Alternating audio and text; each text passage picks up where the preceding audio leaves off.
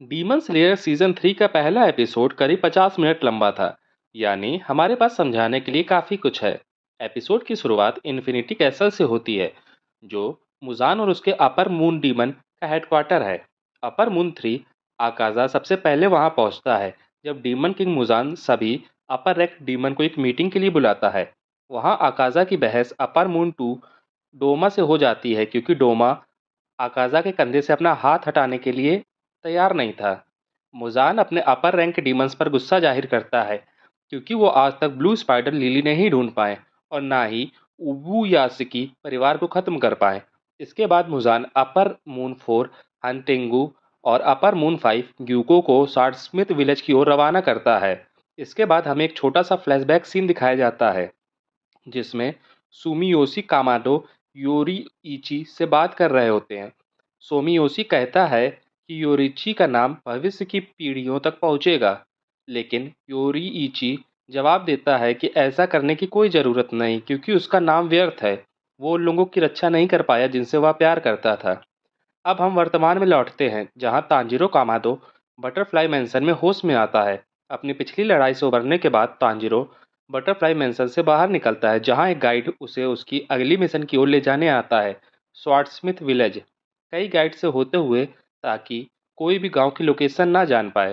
Tanjiro अंततः गांव पहुंचता है और अपनी पट्टी हटाकर देखता है कि ये गांव तलवार बनाने वालों से भरा हुआ है।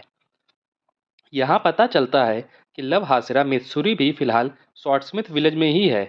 तांजिरो उनसे मिलता है, दोनों थोड़ी देर बात करते हैं और फिर मित्सुरी वहाँ से चली जाती है। इसके बाद गेन्या भी गांव में मौजूद होता है और तांजिरो उसके साथ हॉट स्प्रिंग में नहाने जाता है।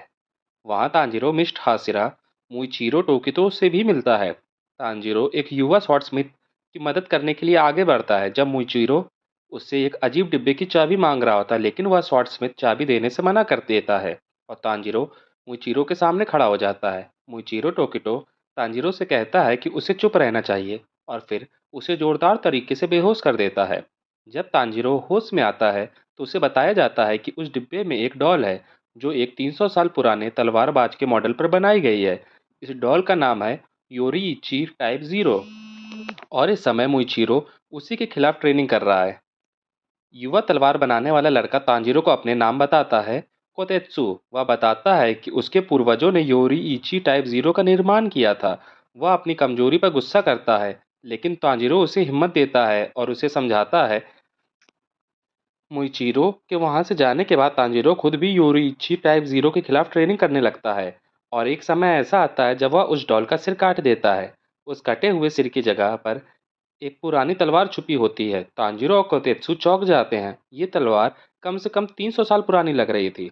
उसी समय हागनेजुका वहां आता है और वो तलवार तांजिरो से छीन लेता है, ताकि वह उसे सुधार सके और उसकी धार को और तीखा कर सके। इसी बीच डीमंस स्वॉर्डस्मिथ विलेज की ओर तेजी से बढ़ रहे हैं। तांजिरो की थोड़ी बातचीत गन्या के साथ होती है और फिर सीन कट हो जाता है। तांजिरो और मुइचिरो बैठे हुए बात कर रहे होते हैं, जबकि नेज़ुको पास में सो रही होती है। तभी अचानक हनतेंगु कमरे में घुस जाता है। मुइचिरो तुरंत प्रतिक्रिया देता है और हमला करता है। हनतेंगु हमला चकमा देकर बच जाता है। फिर तांजिरो भी लड़ाई में कूद जाता है और हिनोकामी कागुरा का उपयोग करता है। हनतेंगु खुद को 4 अलग अलग क्लोन में बांट लेता है, सेको, एट्सु, कराकू और उरोई।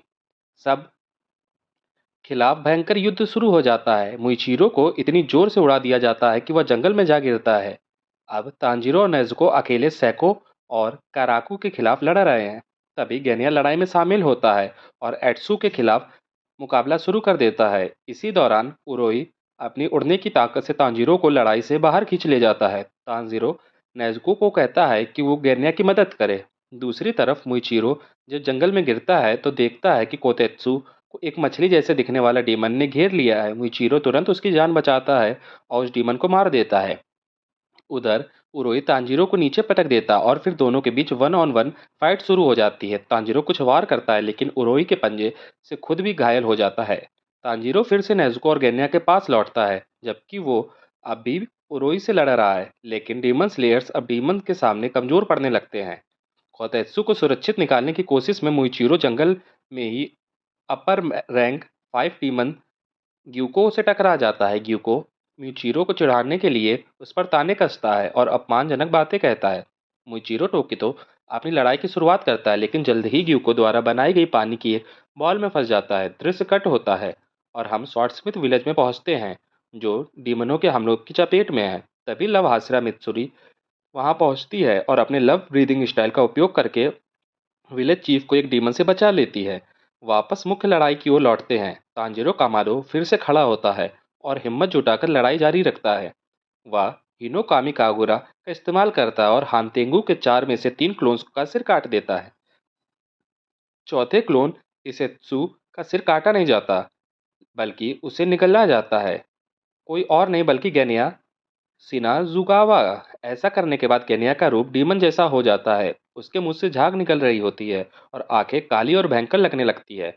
एपिसोड 6 मुख्य रूप से गेन्या के अतीत पर फोकस करता है। गेन्या का बड़ा भाई सानेमी, जो इस समय विंड हासिरा है और अपने गुस्सैल स्वभाव के लिए जाना जाता है। अतीत में गेन्या और सानेमी अपने माता पिता और कई भाई बहनों के साथ रहते थे। उनके पिता एक हिंसक इंसान थे जो पूरे परिवार पर अत्याचार करते थे। एक दिन किसी ऐसे व्यक्ति ने उन्हें मार डाला जिसे उन्होंने अपने अतीत में नाराज किया था। एक रात जब गैन्या अपने माँ का इंतजार कर रहा था, तभी एक डीमन ने हमला किया और उसके सभी भाई बहनों को मार डाला और गैन्या को भी लगभग मार ही डाला।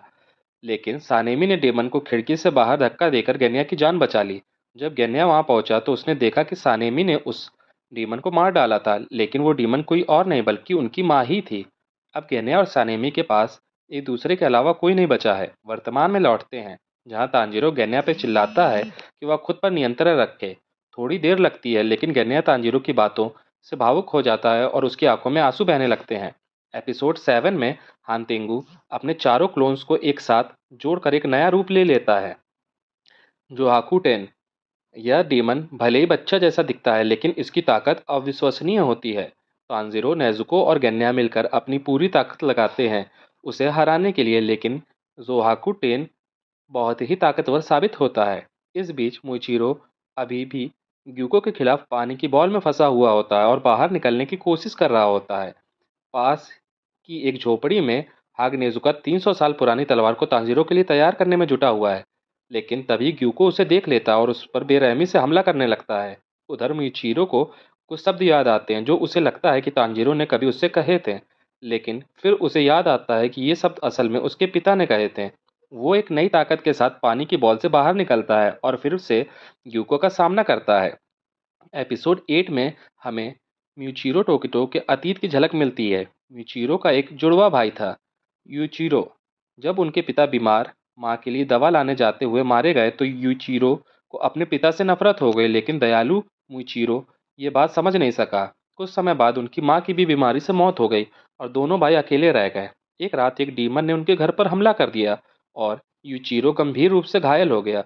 मुइचिरो अपने शांत स्वभाव से विपरीत उग्र हो गया और उसने डीमन को मार डाला, लेकिन जब वह लौटा, यूचिरो ज़्यादा खून बहने के कारण मर चुका था।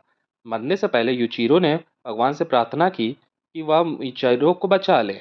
वर्तमान में जब मुइचिरो को अपनी यादें वापस मिलती हैं, तो वह ग्यूको पर बिना किसी हिचक के हमला कर पाता है। वह आसानी से ग्यूको को एक हाथ काट देता है। ग्यूको को एहसास होता है कि मुइचिरो की शक्ति में बड़ा बदलाव आया है। यादों के लौटने के बाद मुइचिरो आत्मविश्वास से भर जाता है और अपनी मिस्ट ब्रीदिंग का सटीक उपयोग करते हुए ग्यूको पर लगातार वार करता है। एक धारदार कट से वह ग्यूको का सिर काट देता है, जिससे उसकी मौत हो जाती है। ग्यूको की लाश धूल में बदल जाती है और म्यूचिरो थोड़ी देर के लिए सांस लेता है। दूसरी ओर तांजीरो, नेजुको और गेन्या अब भी जोहाकुटेन को हराने में असफल हो रहे हैं। वह हर वार के बाद दोबारा खड़ा हो जाता है और उसके पेड़ से तने जैसे वार लगातार उन्हें घायल कर रहे हैं। तभी मित्सुरी लड़ाई में शामिल होती है। वह तीनों को प्रेरणा देती है और खुद जोहान कुटेन से भिड़ने के लिए आगे बढ़ती है। मित्सुरी पेड़ों के तने को काटते हुए जोहान कुटेन तक पहुंच जाती है, लेकिन तभी उसके मुंह से निकली एक विशाल एनर्जी ब्लास्ट उन्हें जकड़ लेती है। वह हैरान और असहाय हो जाती है और अब बाकियों को जल्दी से एकजुट होकर हमला करना होता है। अब हमें मित्सुरी का फ्लैशबैक दिखाया जाता है। शुरू में मित्सुरी के बाल काले थे। बचपन में ज़्यादा साकुरा मोची खाने के कारण उनके बाल गुलाबी और हरे हो गए।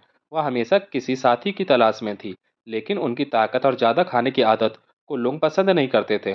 उन्होंने डीमन स्लेयर कॉर्प्स इसलिए ज्वाइन की ताकि उन्हें कोई ऐसा मजबूत साथी मिल सके जिससे वह शादी कर सके। वर्तमान में तांजीरो और गैन्या एक योजना बनाते हैं। वे हान तिंगू के असली रूप का पीछा करके उसे मारना चाहते हैं, जिससे जोहान कुटेन भी मारा जा सके। अंतिम एपिसोड शुरू होता है। तांजीरो, गैन्या और नेज़ुको हान तेंगू के असली छोटे रूप का पीछा करते हैं, जबकि मित्सुरी जोहान कुटेन को रोके हुए है। हान तेंगू 3 युवा तलवारबाजों का पीछा करता है ताकि उन्हें खाकर अपनी ताकत बढ़ा सके। समस्या ये है कि अब सूरज उग चुका है और नेज़ुको अपने डिब्बे में नहीं है। तांजीरो के सामने एक बड़ा फैसला है, नेज़ुको को बचाए या हैंटेंगू को मारे और तलवारबाजों को बचाए।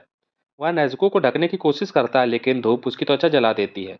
नेज़ुको तांजीरो को धक्का देकर खुद को बचाती है। इसके बाद तांजीरो हैंतेंगू को हमेशा के लिए खत्म कर देता है, जिससे जोहान कुटेन की भी मौत हो जाती है। मित्सुरी दौड़ते हुए आती है और सबको गले लगाती है, कहती है कि कितनी किस्मत है कि वे सब जिंदा हैं। सब यह देखकर चौंक जाते हैं कि नेज़ुको अब धूप में चल सकती है और वह भस्म नहीं हो रही है। मरने से पहले हानतेंगु ने नेज़ुको की सूर्य प्रतिरोधक क्षमता की जानकारी मुजान की पुत्सूजी तक पहुंचा दी थी। यह सुनकर मुजान बेहद खुश होता है, क्योंकि उसे अब वह एक मिल गया जो सूरज को मात दे सकता है। तांजीरो तलवारबाजों के गांव से विदा लेने की तैयारी करता है। गांव के कई लोग उसका धन्यवाद करते हैं कि उसने उसकी रक्षा की और उनका घर बचाया। और इसी के साथ समाप्त होता है डीमन स्लेयर सीजन 3। जीत और हार की गूंज अभी भी हवा में तैर रही है। स्वॉर्डस्मिथ विलेज हमारे हीरोज की बहादुरी का प्रतीक बनकर खड़ा है। कहानी अब हासिरा ट्रेनिंग आर्क की ओर बढ़ती है, जिसमें और भी ज़्यादा थ्रिल, रहस्य और दिल दहला देने वाले मोड़ आने वाले हैं। तब तक के लिए हमारे चैनल को सब्सक्राइब करें। वीडियो पसंद आई हो तो लाइक करें, कमेंट करें। तब तक के लिए पीस आउट।